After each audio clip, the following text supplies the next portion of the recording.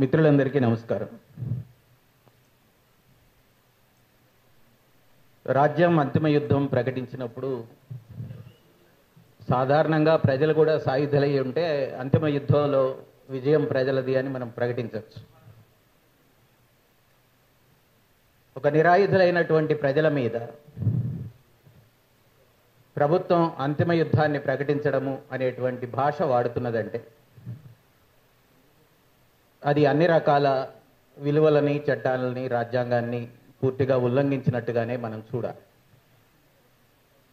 అందుకనే చాలా కాలంగా వివిధ పేర్లతో సాగుతున్నటువంటి వేట ఆదివాసీ ప్రాంతాల్లో ఇవాళ చాలా దూకుడుగా ముందుకు వెళుతున్నాం. యుద్ధం జరుగుతుంది అనేటువంటిది ప్రత్యామ్నాయ రాజకీయ పక్షం కూడా ప్రకటించినప్పుడు సాధారణంగా ఆ ప్రాంతాల్లో ఉండేటువంటి ప్రజలు కూడా మరణిస్తుంటారు. సాధారణ ప్రజలు ఉన్నారు అక్కడ, వాళ్ళు నిరాయుధులుగా ఉన్నారు, వాళ్ళ జీవనోపాధులతో వాళ్ళు వాళ్ళ ఇళ్ల దగ్గర ఉన్నారు అనేటువంటి స్పృహ ప్రభుత్వాలకు ఉన్నప్పుడు డ్రోన్లతో బాంబులు ఇడవడం కానీ, సైనిక బలగాలతో గుడేల మీద దాడులు చేసి దొరికిన వాళ్ళని కాల్చి చంపడం కానీ ఇవి నేరమే అవుతాయి. సాధారణంగా కురుక్షేత్రంలో ఒక పౌరాణిక గాథగా చెప్పుకునేటప్పుడు వాళ్ళైనా ఒక 2-3 నియమాలు పెట్టుకుంటారు. సాయంత్రం 6 తర్వాత, చీకటి పడిన తర్వాత యుద్ధం ఆపేయడం,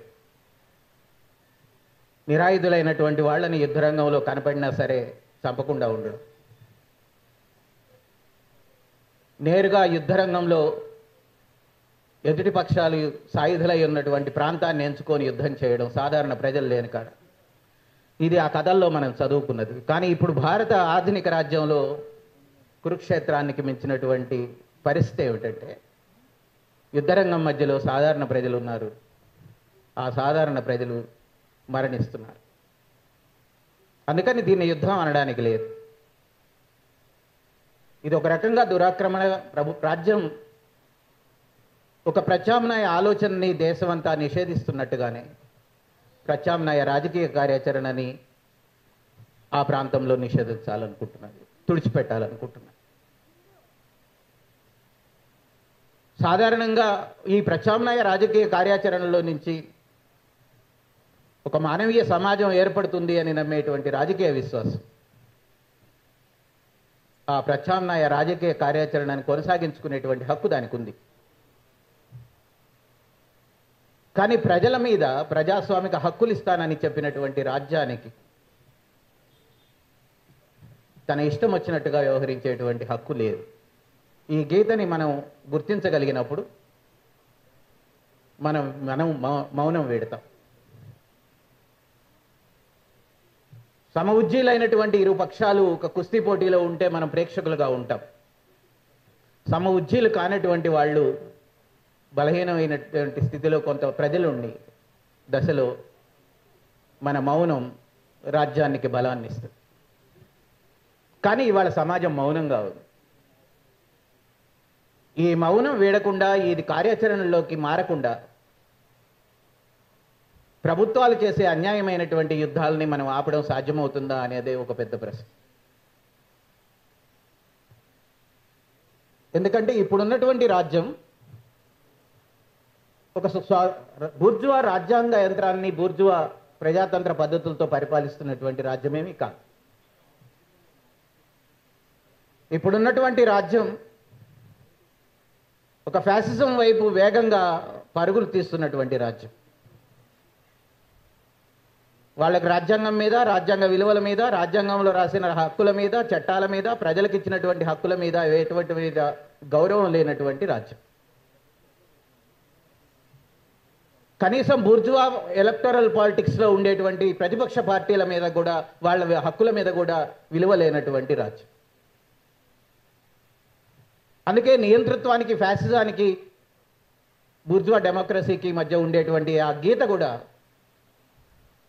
చెరిగిపోతూ ఫ్యాసిజం వైపు దూసుకుపోతున్న సమయంలో ప్రజల మీద చేస్తున్నటువంటి యుద్ధానికి సంఘీభావాన్ని మనం ఎట్లా కూడగడతాం? ఎవరి నుంచి కూడగడతాం? ఇది ప్రశ్న. ఈ ప్రశ్న ఖచ్చితంగా ఆదివాసీ ప్రజలు అడుగుతున్నారు. వాళ్ళు అడుగుతారు స్పష్టంగానే, ఎందుకంటే వాళ్ళు యుద్ధ రంగంలో నిలబడి ఉన్నారు కనుక.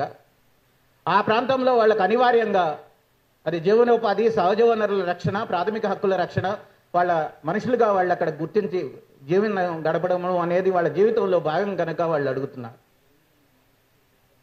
బయట ప్రాంతాల వాళ్ళకి అది జీవన్మరణ సమస్య కాదు. అప్పుడు బయట ప్రాంతాలు దానికి అదే స్థాయిలో స్పందిస్తాయా, అదే స్థాయిలో స్పందించాలా? ఈ ప్రశ్న ఎప్పుడు ఉంటుంది. ఒక జీవన్మరణ పోరాటంలో ఉన్న వాళ్ళలాగానే అందరూ స్పందించాలంటే ఒక ప్రజాస్వామిక స్పృహ సమాజంలో విస్తరించి ఉండడం చాలా ముఖ్యం. హక్కుల స్పృహ సమాజంలో విస్తరించి ఉండడం చాలా ముఖ్యం. నేను పౌరుణ్ణి అనేటువంటి స్పృహ, రాజ్యానికి నా హక్కుని కొల్లగొట్టేటువంటి అధికారం లేదనేటువంటి స్పృహ సమాజం అంతా విస్తరించి ఉండడం చాలా ముఖ్యం. ప్రజలు తమ సమస్యల మీద ప్రలోభాలకు గురి కాకుండా పోరాటాలకు దిగడం అనేటువంటి స్పృహ సమాజం అంతా విస్తరించి ఉండడం అనేటువంటిది చాలా ముఖ్యం. ఇవేవీ లేనటువంటి సమాజం, ఇవేవీ లేనటువంటిది, అట్టడుగునున్నటువంటి ప్రజలు వాళ్ళ నిరాశ నిస్పృహలతో కూరకపోయినటువంటి సమాజం, నేను మనిషిని, నేను పౌరుణ్ణి, నాకు హక్కులు ఉన్నాయనేటువంటి ఇంకా గుర్తింపు లేనటువంటి సమాజంలో ఒక యుద్ధం జరుగుతున్న ప్రాంతానికి సంఘీభావం అసాధ్యం. ప్రజల ప్రజాస్వామిక స్పృహను పెంచేటువంటి ప్రయత్నాల్లో రాజ్యం అన్ని చోట్ల ఒకే రకంగా వ్యవహరిస్తున్నది. అది చిత్తనూరులో ఇథనాల్ ఫ్యాక్టరీకి వ్యతిరేకంగా పోరాడిన వాళ్ళ మీద దాడి కావచ్చు, లేదా ఇంకో ప్రాంతంలో ఇంకొక విద్యార్థులు ఎక్కడైనా పోరాడితే వాళ్ళ మీద చేసేటువంటి దాడి కావచ్చు, కార్మికులు సమ్మె చేస్తే వాళ్ళ మీద చేసేటువంటి దాడి కావచ్చు. అన్ని చోట్ల రాజ్యం కోరుకుంటున్నది, ప్రభుత్వాలు కోరుకుంటున్నది ఈ ప్రజాస్వామిక స్పృహని పెరగకుండా చూడడం, అణిచివేయడం, పౌరులుగా వాళ్ళని గుర్తించేటువంటి బాధ్యతను నిరాకరించడం. అందుకని ఎక్కడికక్కడ ఒక ప్రజాస్వామిక స్పృహ సమాజంలో పెరిగేటువంటి స్థితిలోకి మనం సమాజాన్ని ముందుకు నడిపించగలిగితే ఇవాళ ఛత్తీస్గఢ్లో జరుగుతున్నటువంటి మారణ హోమానికి ప్రతిస్పందన సమాజం నుంచి వస్తుందని నేను అనుకుంటున్నాను. సాధారణంగా మధ్యతరగతిలో ఉండేటువంటి మేధావి వర్గం, మధ్యతరగతిలో ఉండేటువంటి ఆలోచన శక్తి కలిగినటువంటి కార్యకర్తలు ఇప్పుడు మనం నిందిస్తే స్థితికి చేరారు. మనం పుస్తకాలు రాసినా, వ్యాసాలు రాసినా నిందిస్తున్నాం వాళ్ళని. వాళ్ళందరూ ప్రపంచీకరణ సుఖాలను పొంది పడకుర్చి రాజకీయాలకు అలవాటు పడ్డారు, లేదా వాళ్ళు బయటికి వెళ్ళిపోయారు, వాళ్ళకి సమాజం పట్ల ఏ బాధ్యత లేదని మనం నిందిస్తున్నాం. వాస్తవానికి ప్రపంచీకరణ దుష్ప్రభావాలని గురించి మాట్లాడుకున్నప్పుడు అందరికంటే బాధితులు సాధారణ శ్రామిక ప్రజలైతే, ఆదివాసీలైతే, దళితులైతే, వెనుకబడిన వర్గాలైతే, మైనారిటీలైతే, ఎంతో కొంత ప్రయోజనం పొందినటువంటి వాళ్ళు ధనిక వర్గాలు, ఆ తర్వాత మధ్యతరగతి. చాలా కాలం పాటు మధ్యతరగతి మేధావర్గం మీద, మధ్యతరగతి భావజాలం మీద ఆధారపడినటువంటి శక్తులున్నటువంటి ప్రజాస్వామిక ఉద్యమాలు అకస్మాత్తుగా ఆ శక్తుల్ని కోల్పోతే జరిగేటువంటి శూన్యం ఇప్పుడు మనకు కనిపిస్తుంది. ఈ శూన్యాన్ని భర్తీ చేసుకోవడం ఎలా సాధ్యమవుతుంది? ప్రపంచీకరణ కావచ్చు, కార్పొరేట్ వర్గ దోపిడీ కావచ్చు, వాళ్ళు సృష్టించేటువంటి విధ్వంసం మధ్యతరగతిని కూడా పీడితుల్నిగా మారుస్తున్నది కనుక, వాళ్ళ జీవితాలను కూడా నిరుద్యోగంతోనూ అధిక ధరలతోనూ అతలాకుతలను చేస్తున్నది కనుక, వాళ్ళని కూడా ఒక కార్నర్కి నెట్టి మొత్తం వాళ్ళ వనరులను కూడా కొల్లగొడుతున్నది కనుక వాళ్ళల్లో నుంచే తిరిగి గొంతెత్తే శక్తులు పుడతాయి. అప్పటి వరకు వాళ్ళని నిందించకుండా మనం వాళ్ళని సమీకరించేటువంటి పని ఏమన్నా చేయగలుగుతామా అనేటువంటిది ఒక ప్రశ్న. ఇవాళ రాజ్యాంగవాదంగా ఈ రాజ్యాంగానికి ఉండేటువంటి పరిమితులను కూడా గుర్తించుకోకుండా అది సర్వస్వంగా భావించే వాళ్ళు ఉండొచ్చు కాక. కానీ ఇవాల్టి దశ నాలాంటి వాళ్ళం కనీసం మీరు రాజ్యాంగంలో పేర్కొన్న ప్రాథమిక హక్కుల్ని అమలు చేసే బాధ్యత మీకుంది. మీరు రాజ్యాంగంలో చెప్పిన ఆదేశిక సూత్రాలని పాటించాల్సిన బాధ్యత మీకుంది. ఆదేశిక సూత్రాలని ప్రాథమిక హక్కులుగా మార్చాల్సినటువంటి బాధ్యత మీకుంది. షెడ్యూల్ 5లో ఆదివాసీలకు ఇచ్చిన హక్కుల్ని, షెడ్యూల్ 6లో ఈశాన్య భారతానికి ఇచ్చినటువంటి హక్కుల్ని, షెడ్యూల్ 7లో రాష్ట్రాలకు ఇచ్చినటువంటి హక్కుల్ని కాపాడాల్సినటువంటి బాధ్యత మీకుంది అని గుర్తు చేయాల్సినటువంటి స్థితిలో మనం ఉన్నాం. ఇది రాజ్యాంగంని యథాతథంగా అదే స్ఫూర్తితో అమలు చేయాలి. ఇప్పుడు లేకపోతే మినిమంగా కూడా ప్రజలకు హక్కులు మిగలవు, వాళ్ళు బానిసత్వంలోకి వెళ్ళిపోతారు అనేటువంటి భయపడేటువంటి స్థితిలో మనం ఉన్నాం. అందుకని ఆదివాసీల మీద జరుగుతున్నటువంటి యుద్ధం దానికదే ఆ నిర్బంధం నుంచి బయటపడలేదు. ప్రజలు విశాల భారతదేశంలో అన్ని చోట్ల, అన్ని ప్రాంతాల్లో, అన్ని సమూహాలు, అన్ని ప్రజావర్గాలు ఒక ప్రజాస్వామిక ఉద్యమాల వైపు, ఒక హక్కుల ఉద్యమాల వైపు కదలడానికి, కదిలించడానికి మనం సిద్ధపడినప్పుడు ఆ యుద్ధం విస్తరిస్తుంది, బయట ప్రాంతాలకు కూడా వస్తుంది. అప్పుడు కాన్సన్ట్రేటెడ్గా అక్కడే జరగదు, నష్టాలు ఇంత ఎక్కువ ఉండవని నేను నమ్ముతున్నాను. బయట ప్రాంతాల ఉద్యమాల మీద దృష్టి లేకుండా చేయడానికే వాడు మతాన్ని ముందుకు తీసుకొస్తున్నాడు. ఒక 20 ఏళ్ల పాటు అస్తిత్వ ఉద్యమాలు ఒక రకమైనటువంటి మనల్ని ఏకాకుల్ని చేస్తే,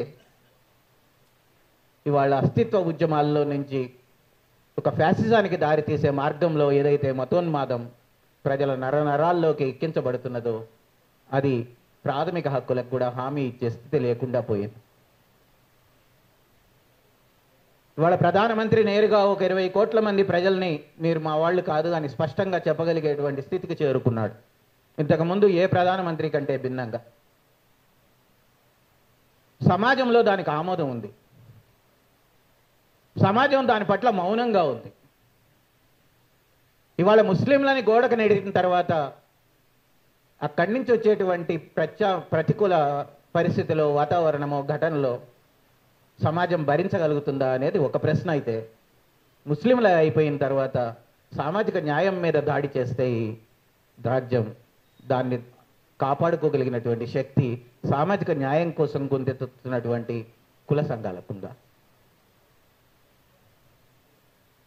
ఈ ప్రశ్నలు మనం ఎందుకు అడుక్కోవాలి అంటే, నువ్వు ఉన్న దశ నీ పోరాట రూపాన్ని నిర్ణయిస్తుంది కనుక, నీ ఉన్నటువంటి దశ నీ పోరాట చైతన్యాన్ని నిర్ణయిస్తుంది కనుక, ఆ చైతన్యమే నిన్ను ముందుకు నడిపిస్తుంది కనుక ప్రతి ప్రశ్న చాలా కీలకమైంది అని నేను అనుకుంటున్నాను.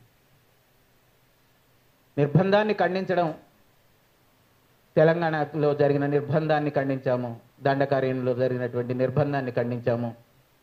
100 మంది 120 మంది హత్యకు గురైతే మనం ఖండిస్తున్నాం,